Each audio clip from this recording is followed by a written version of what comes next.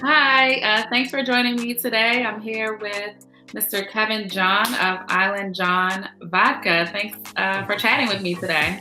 Yeah, Ashley, thank you for having me. Thank you so much. So tell me a little bit about your background and how it led to co-founding IslandJon Vodka with your dad. Where can I start? My background, business development, always kind of been in a sales role when it comes to business and a professional career. Um, my dad just kind of dropped this opportunity on my lap. Um, our family is not a huge consumer of alcohol, would you say? And through his travels through Europe and just exploring life, I guess. It fell in his lap as well, and he explored it. Shared it with me. This project of Island John. And a quick story, a lot of people don't know is that while he was traveling in Europe, Island John, the first rendition of that product was produced, or you could call it a beta version for all my tech heads, was produced in the Ukraine distillery. Oh, wow. And yeah, so from there, we sent over, I would say, 3 or 4 bottles, probably back Q4 2014. And then in 2015, I started inquiring more. Started wanted to get more details of what was going on with your dad and how's progress growing. And I told him, like, look, why don't we put some stuff together, some media together, and I'll work on getting Island John in its environment, which is a bar, and invite some people to come through and taste it and enjoy the product and get some feedback. We'll comp some video and take some high-end video or photo impressions of the event. We'll package it all up and send it to those guys in Europe, see if they were interested. I had no beverage background whatsoever. This was just kind of an idea that I want to help my old man out. This potentially be a good project for us to work on, and see if we could build a family business together and work it all out, right? With the coronavirus this year, we were just ready to ramp up here in March. And then from March, the coronavirus hit, shutdown came shortly after that, and all our promotions and everything that we had set up, just like any other business that is out there marketing and trying to get things going, we were on lockdown. We had to pull back on a lot of things, and it wasn't looking bright for us. To be honest with you, March and April. I'm the type of person, I'm like, well, something has to give. Either I put my life on the line or whatever the case is, but something has to give. So Mhm. we got back out there in front of customers as things started to loosen up, and um, from the shutdown, and we had we had our best month in May and doing our in-store promos. And then after that, June came. 2 to 3 weeks into June, we sold out of all our inventory that we had set up for 90 days. Um, so we have a little bit of demand, and I'm like a pressure cooker right now on my vendor to get our bottles processed and ready, so I could get it in the distillery down in Florida where we make it, Newport Richie, to get our bottles filled so we can get it back in market. And I know that your vodka is infused with guava. Yeah. Why guava? So we have an award-winning premium vodka that won triple gold and platinum, right? And that's the only infusion is just making a really good quality vodka. Now the one you're talking about, which is our cash cow, would you say, is our Guava Infusers. The story on that is my Mhm. dad called me. He's all, Kevin, what do you think about getting guava in a bottle? In Trinidad, I grew up with guava trees in the backyard, and and my dad says it in such a finesse way that it's like, oh yeah, guava. Where do you source your guavas from? Do you get them in Well, Trinidad? we source it locally. We Oh, source it locally. And yeah, so we source it locally. So there's not a lot of tropical, so mostly Florida is where we source from. Um, Actually, some Puerto Rico as well. Puerto Okay. Rico. So it does have some because the pink flesh one is where we get it from, or it's the style of fruit that we have. Because there's the pink flesh and then there's the white flesh, right? So I'm sorry.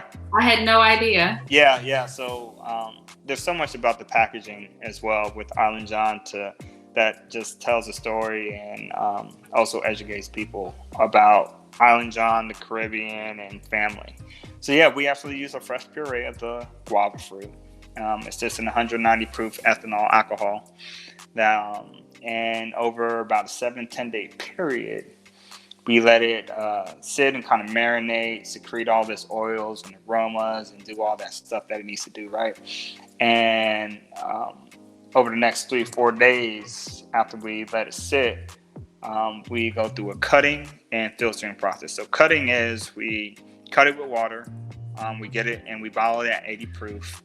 And the filtration process goes through charcoal filtering, and then it goes through a coconut shell husk filtering as well, where it just kind of builds some character into the product and whatnot. So what we wanted to do was produce a quality sipping vodka, which we did out of both the New Richie Reserve, which is our premium vodka, and the Apple Guayaba, which is the Guava Infused vodka. Sounds delicious. Yeah. So if you're in Georgia, you could almost buy it at your nearest package store, all the way from, let me be specific of that, so we have some spots in Savannah. You have to go to our website, which is www.islandjon.com/locations. Let me say that again, www.islandjon.com/locations. Type in your zip code and the nearest store will pop up. So, and if it's not at your store, please ask your store owner, clerk, whoever that person is, to get some IslandJon on the show, because it's amazing. So, what has been your experience as a Black man in the spirits industry? Have you encountered any roadblocks, or like what difficulties have you faced? There's not enough of us in the industry, right? So I told you about my business development and sales in my previous career, and that was in the telecommunications space, right? So selling large platforms, or assisting with selling large platforms into large call centers, right? There's not a lot of us in that space either. When you go to these trade shows, there's a lot of tech guys and older white gentlemen that have been in the space for a long time, whatnot. We haven't quite reached any roadblocks that impeded our processes right now. One thing I would add on this video, and that some of my partners say, man, that's a podcast, is some of the Black-owned restaurants and bars should definitely set aside some kind of budget of what they would typically spend. We're not asking them to spend more, but allocate a sliver of your budget, what you would typically spend, and search out some Black-owned brands. There's some quality stuff out there. How they could help is get it on the shelf and get it on the menu so that people know about it. And I don't say just do business with us because we share the same skin color. I said do business with us because the product is quality, and we just happen to be the same skin color, which is another plus. Right. But explore those avenues, because that's really 50 to 70% of our battle is getting brand awareness and getting our product in people's mouths. And when you own a restaurant where people order drinks, I don't see anyone leaving your restaurant because you don't have Tito's, especially if you have a good environment. People might leave your restaurant because you don't have Hennessy, just because Hennessy just has that kind of grip on the market. But we have to be open to introducing people to new things, especially in our community, and not let the marketing dollars of these bigger companies just really dictate how we drink, what we drink, and what we consume on a regular basis. Because there's a lot of new, such as myself, quality minority brands that are coming into the market space that if our brothers and sisters on the restaurant side gave it some little bit of attention, I think it could go a long way, So Yeah, that's just my 2 cents on it, yeah, for no, sure. that's interesting because actually I haven't spoken with anybody who said that as of yet. But you're right. Like a lot of it is brand awareness. People Yeah, just aren't aware that those brands are out there, which is why I came up with that list, which is the most comprehensive list that I've seen right. on the internet that has lists as many Black-owned brands as it does. But yeah, just reaching out to Black, because there are a lot of Black-owned restaurants. There is, especially here in Atlanta. And I imagine just equally as more in Baltimore. Exactly, Yeah, Baltimore and DC. yeah. So yeah, maybe that is something that I'll start advocating for on my social media. Yeah, Um, we gotta be able to shake each other's hands and do business together in that capacity. It'd be different if I had a product that was totally outside of the scope of your model.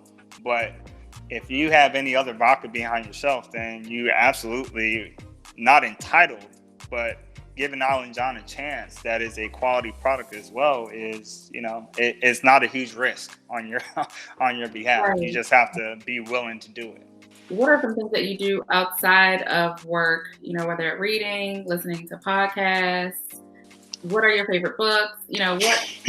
How do you keep your sort of mentality and staying recharged as a businessman? Oh man, definitely have to keep the spiritual realm intact, right? Because that's what's going to keep you grounded outside of your friends and family.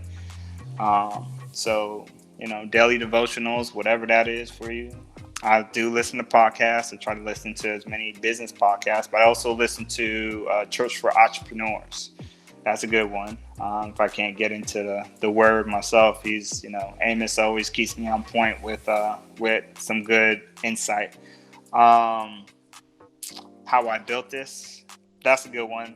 Just to get insight from other businesses that you know of and probably purchase from, to know how those founders even started and the journeys and the challenges that they had in the marketplace getting started. So what's next for IslandJon? From a product standpoint, we're looking at another flavor profile. We want to go into a bigger size container just because Georgia and Florida is big on their half gallons, which is the 1.75. So we want to go into a bigger container to be able to appease that market. We are also entering Houston, Texas, as far as expansion goes. We are also in Northern California, the Oakland area as well. Chicago and New York is also on the map, and sourcing more capital to support all those ambitions that we have. So pre-COVID, like where was your favorite place to vacation? Because this is We'll Drink for Travel. So where would you like to travel? Oh, where would I? BVI, the British Virgin Islands. Beautiful spot. Virgin Gorda specifically. Okay. Right? Virgin Gorda is like a diamond in the rough island, right? Has these huge boulders on the beaches. The water is crystal clear. The weather is awesome but hot. But yeah, it's just beautiful scenery, and it's real island living. It's not a lot of tourist kind of driven islands. So when you go there, you're going to actually experience the island life, right? There is, when I say island life, it's not like third world country where you got to go, go kill your own goat or something to eat. They